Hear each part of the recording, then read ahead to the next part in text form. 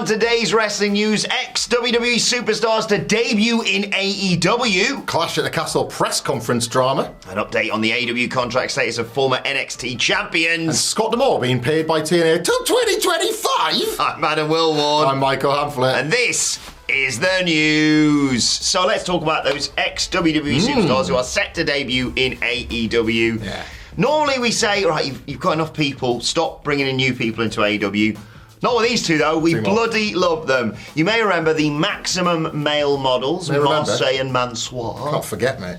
They obviously been off in Uganda for a bit as well. They're now known as MXM, and they are set to debut in AEW on the Collision show this weekend in Youngstown, Ohio. No idea, according to Fightful Select, who do this report, as to what the creative plans are. But obviously, as I mentioned, they've had talks. Well, they've been in Uganda with SGW, but they also had talks with TNA Wrestling in recent months. And Mansoir was backstage at the LA Dynamite recently. But these two are just great. Obviously, the stuff they've been doing in Uganda has been lovely. Yeah. And also, I just find them incredibly entertaining. And I think, you know, they've got some huge stars in AEW that they've just signed. Your Okada's, your Ospreys, your Mercedes Moné. These are just really entertaining lads who I'm genuinely happy they've got this sort of opportunity. Yeah, it's really weird. Like, they were sort of cult favourites in the last days of the Vince McMahon-led WWE as characters that were just earnestly like relief, but, like, to use their own verbiage, maximise their minutes. Like, it evidently wasn't great for Max Dupree. You know, that gimmick was binned for him as soon as Triple H got control of things. Maxine Dupree, you could probably argue, was just as fun in the Maximum Male Models as she has been in Alpha Academy. But these two in particular just immediately generated that cult status to the point where when they got released, their sort of indie run success hasn't been a surprise. No. Like, you kind of had a feeling it would go well for them, and then something like the Soft Ground Wrestling appearance has done them like no harm whatsoever. They were hits over WrestleMania weekend, if I'm not mistaken. We're going to talk elsewhere on this news about other tag teams formerly of WWE that worked on Collision, and then who knows where that's going to land. But I'm with you. I think that there is always room. There is sometimes, for like nuanced reasons, not necessarily room for some of your absolute very favourite best wrestlers in the world, but you can't just have a roster of all those guys. There needs to be a healthy mix of all that wrestling provides. And MXM, the former Maximum Male Models, are certainly something that wrestling should provide. I've never drank or looked at water the same since they introduced me to pouring it over my arms and just letting it spill down my face. Unlike Prime, give that water to your kids. Yeah, fair enough. Absolutely. I'll agree with that one. Yeah, we go. No, I'm with you. I'd love to see them like stick around longer, or at very least, you know, Ring of Honor is there, like where like a lot of wrestlers sort of. They can go. They're packed. They can. Yeah. Mansoor especially, I think, is like really putting it together. And like we love Marseille and Mansoir as gimmicks, and just the way they like portray themselves. It's all good stuff. Open invite to come on the channel, of course. Oh yes, we'd love to have you whenever you want. We'll move over to Clash at the Castle and WWE. That's this weekend. It is this weekend. It's going to be in a lot of conversations, obviously. But what typically is in conversations after the shows rather than before are the press conferences. For a multitude of reasons. You know, we'll maybe go into that after we've actually reported the news, because there are two sort of conflicting tweets on the status of the press conference, as divisive as they have become. First was from WrestleVotes, which kind of got the conversation going. They tweeted yesterday, interesting tidbit, the source states WWE is altering its plans for a press conference after this Saturday's Clash at the Castle PLE. It will now be just a post-show with the possibility of media questions still undetermined. This had a lot of, obviously, sort of speculation and rumour swirling as to why they would maybe do this. John Pollock, I would say the best wrestling journalist in the game, but I wouldn't say it too loud around you. No, good, not great. Followed up to say, we inquired about the status of the post-show press conference at Clash at the Castle this weekend. A WWE spokesperson tells me that the press conference is happening and they have added a post-show. So that's from John Pollock at Post Wrestling. Seems to suggest it's maybe both. Maybe the WrestleVotes source thing got lost in communication. An even more controlled press conference, basically. Possibly, yeah. So, there's like a lot to unpack here, as they say. Like, on one hand, the second tweet from Pollock suggests that there will be something that resembles the regular press conference, but the first one implies that maybe the questions will be more tightly controlled, and as the Janelle Grant case goes on hold per a federal investigation, and Triple H has absolutely terrible form in the face of even the lightest of questioning on that subject matter, you can maybe sort of see why they're tightening their grip. Let's get some questions from the audience. Hi, Siren Baxton here. Your momentum as you have the momentum of a runaway freight train. How do you do it? Imagine they try and do the swap again. The Spoonerism name. Sarah Schreiber. Oh, no.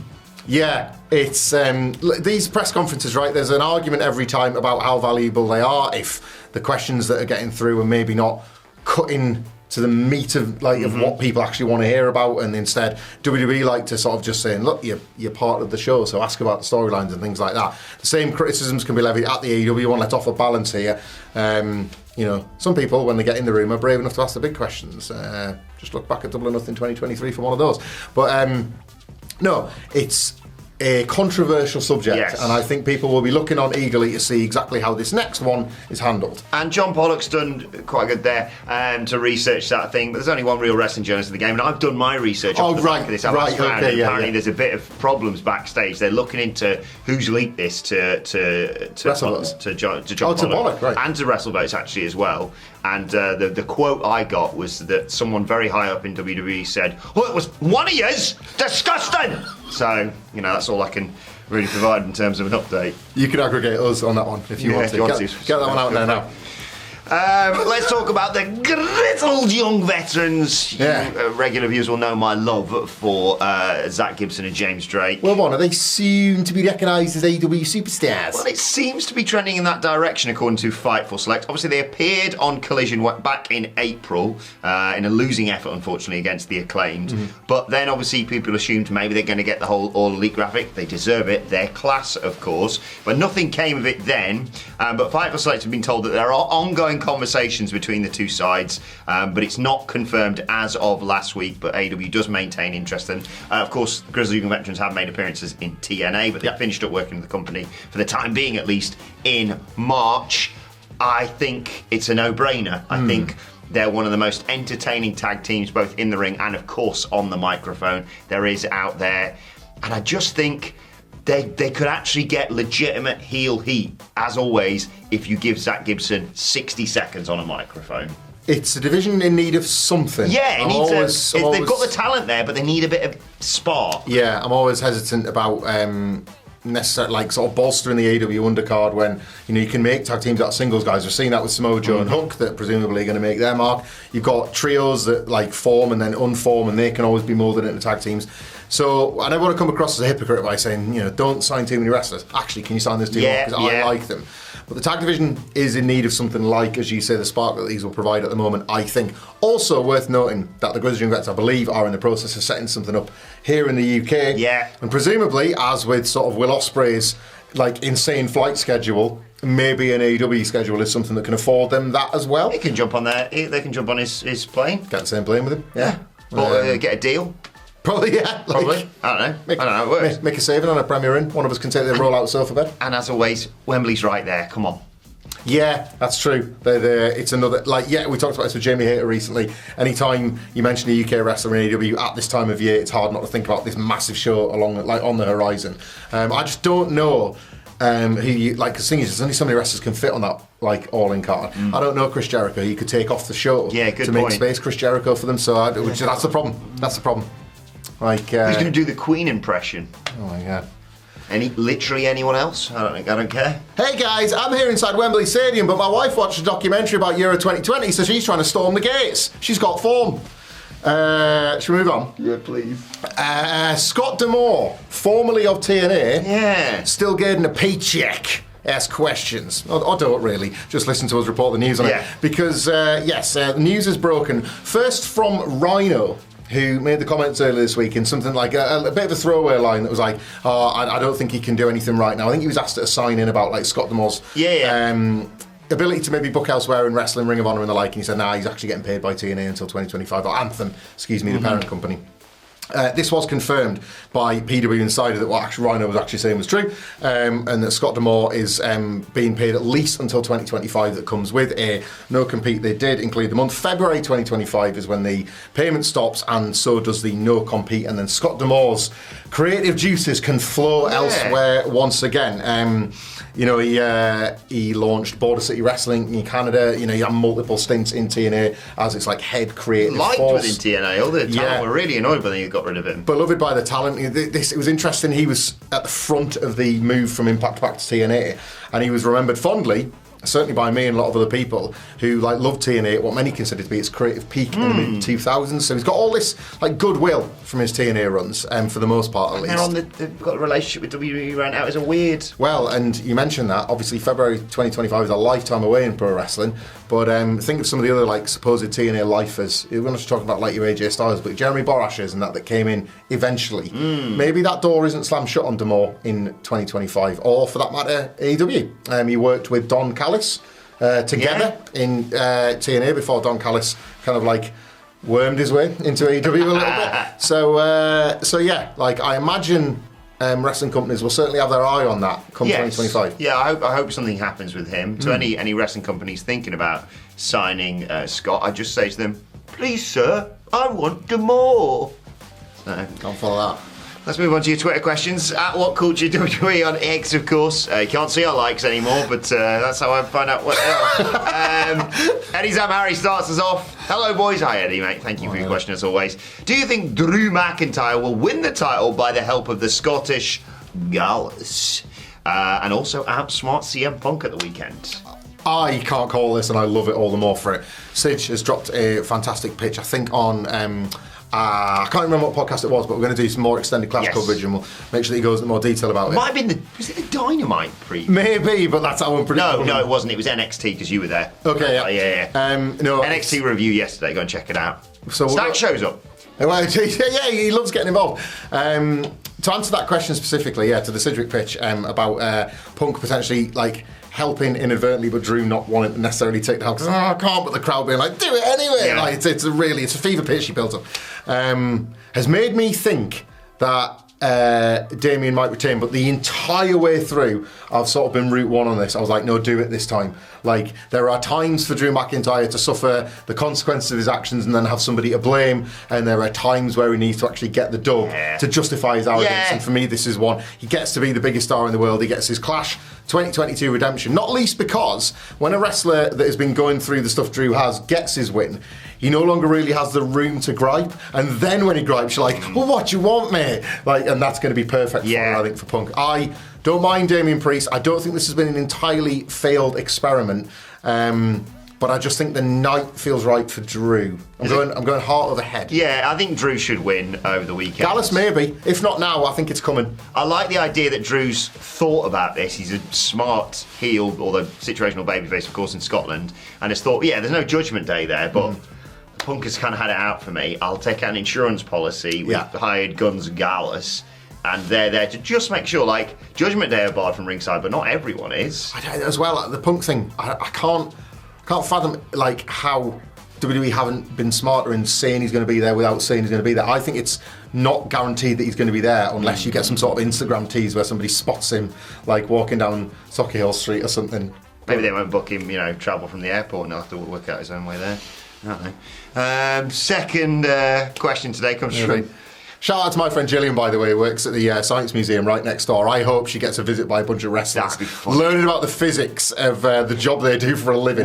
Gillian teaches them about gravity. When we had the Viking Raiders back in WCPW, we had a day off, or a half a day, and they I think they went to Leeds Armoury. Oh, nice one. I just wanted to pop over there to look at Viking stuff. It's right next door to the Hydro. I think she's keeping her fingers crossed. Suddenly these 6'5" people just coming amongst these tour groups on school trips and stuff. That'd be hilarious. Yeah, and if you're in any of the gyms nearby, they're going to be filled up on Friday and Saturday. A wrestler spotting in Glasgow. Buy the Clash at the Castle Rangers shirt if you're a tourist. Nothing will go wrong with that. Colin says, hello everyone, with signs pointing towards Hikuleo going to WWE, you reported that the other day, of course, and Jacob already being signed, what would you think about Solo going to the OG bloodline and then having Jacob lead this Wolfpack bloodline? I don't know, man. I literally have just watched episode 2 of Who Killed WCW, and on episode 1, they basically say the thing that everyone says all the time: yeah, NWO was great, and the lead reason why we, dominated WWF in the ratings, and then it got too big.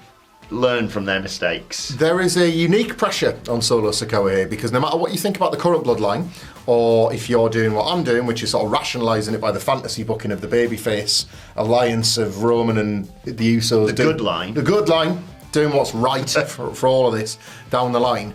Solo Sikoa right now is this leader that will probably eventually be deposed by his own army. He is acting allegedly under the orders of Roman Reigns, but is probably lying and is acting under the orders of The Rock. Roman will want revenge from lying. Rock will want revenge when he inevitably fails, because he'll have to fail in the end.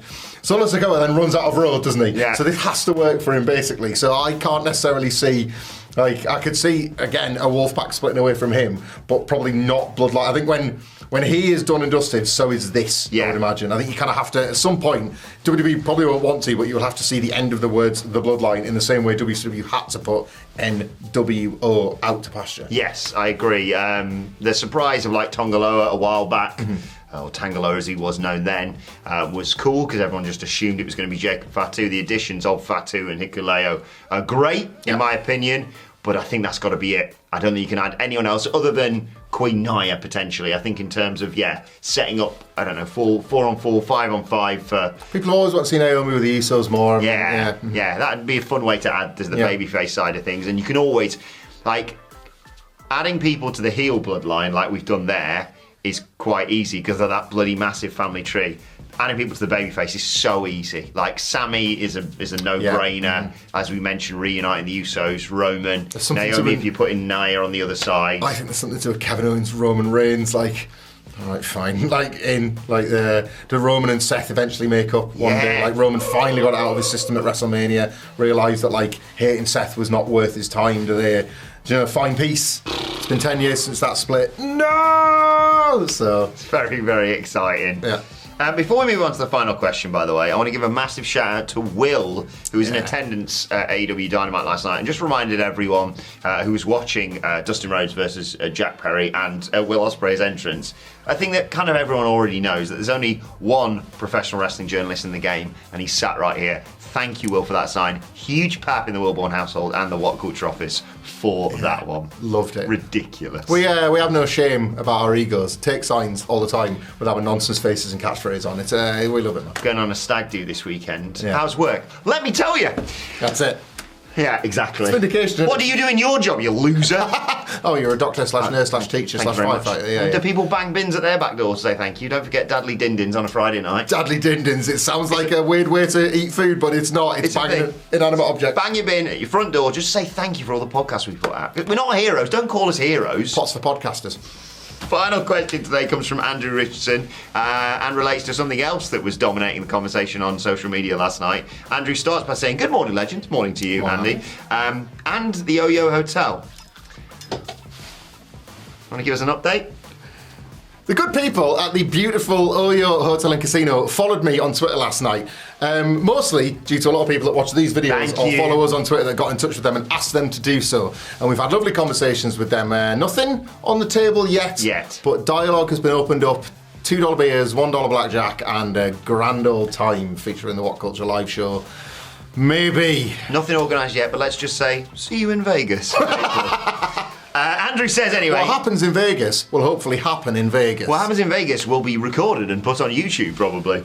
Should AEW, in terms of rankings, A, go back to the using them like before, or B, release them after the pay-per-views showing the wins-losses over the past month or so? Have a great day. You too, Andrew. Thank you, Andrew. Rankings are a framework. Rankings should exist all the time and be used as help for your storylines and a nice rule set. Not a restriction, not a hindrance, not this sort of stick to beat wrestlers with. I have no problem, and nobody reasonable would, with the Battle Royal existing in a world with rankings where you just say, normally you would need this many wins, but this Battle Royal presents a golden opportunity. Or it gives you this advantage if you're this high up in the rankings. Yes, what was so great about the rankings when they were operating at their peak, and we use the Hangman Page losing to Brian Cage all the time as he's going to get the shot. Oh no, he's fallen down the rankings, and now that one person that's just been clinging on.